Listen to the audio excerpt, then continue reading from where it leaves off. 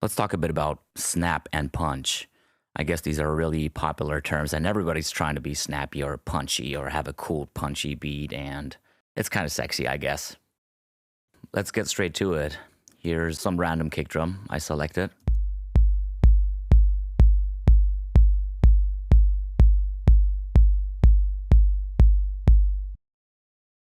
Okay, that's fine. It's not specifically punchy or snappy. It's okay. I guess it could work the way it is. For the sake of this tutorial, of course, I want to do a few things to it. And you can see here, I have a few processors loaded but bypassed, and I will go through them now.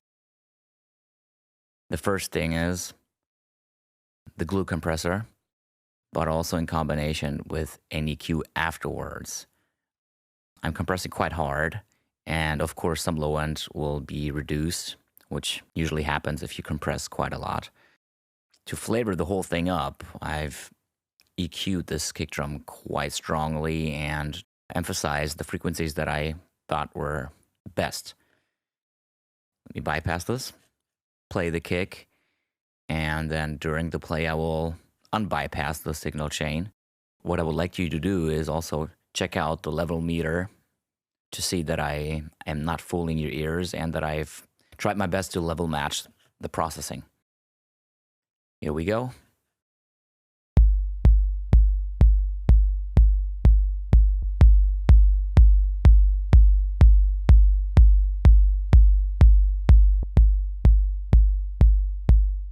As you can see, we've even gained like 0.1 or 0.2 dBs. I could even raise the processed chain. Let me do that.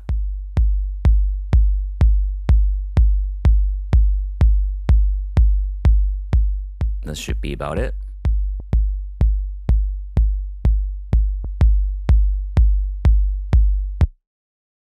Absolutely no comparison.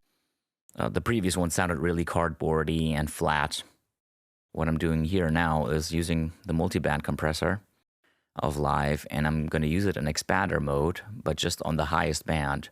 This means everything below 1.8 kilohertz will not be touched.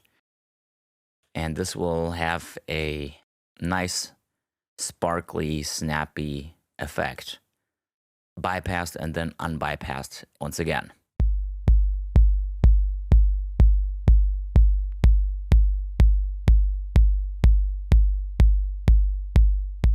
Obviously, it enhances the very top of the sound.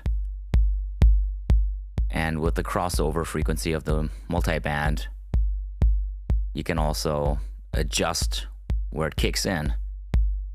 If you want to be more drastic, pull it down. Then adjust the output a little bit to be fair.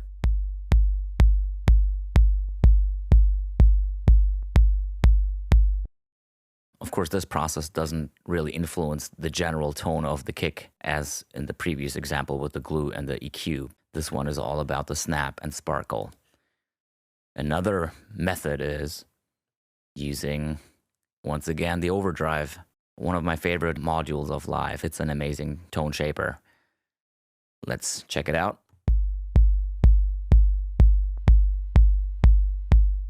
That brings even more of a general tone of the kick out. It's very sensitive, and once again, adjust the center frequency to enhance the frequency range you want to enhance. This reminds more of the previous example with the multiband.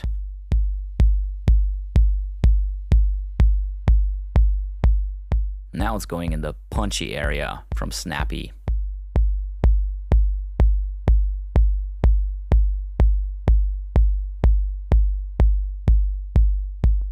Definitely brings things more forward.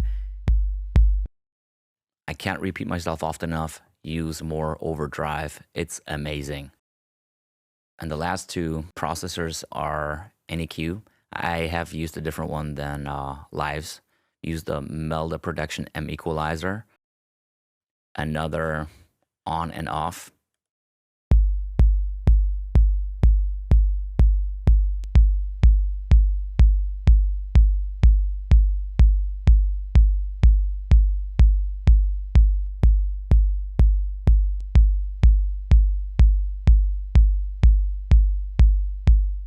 Last but not least is the good old saturator from Live.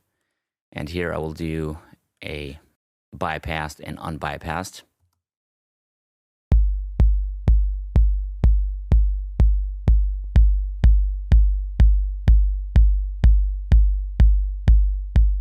The amount of possibilities with the lower row of knobs on this plugin is really astonishing.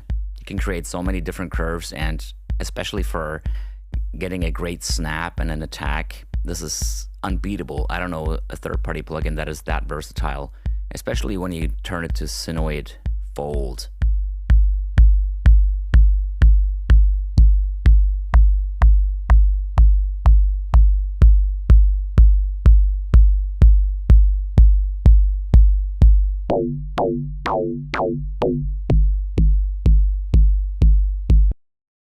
I've slipped a bit away from the topic. Anyway, you get the idea. Shape your sounds, use more EQ, use compression, learn what to do to get your kick the way you want it, and don't look for another sample. Cheers.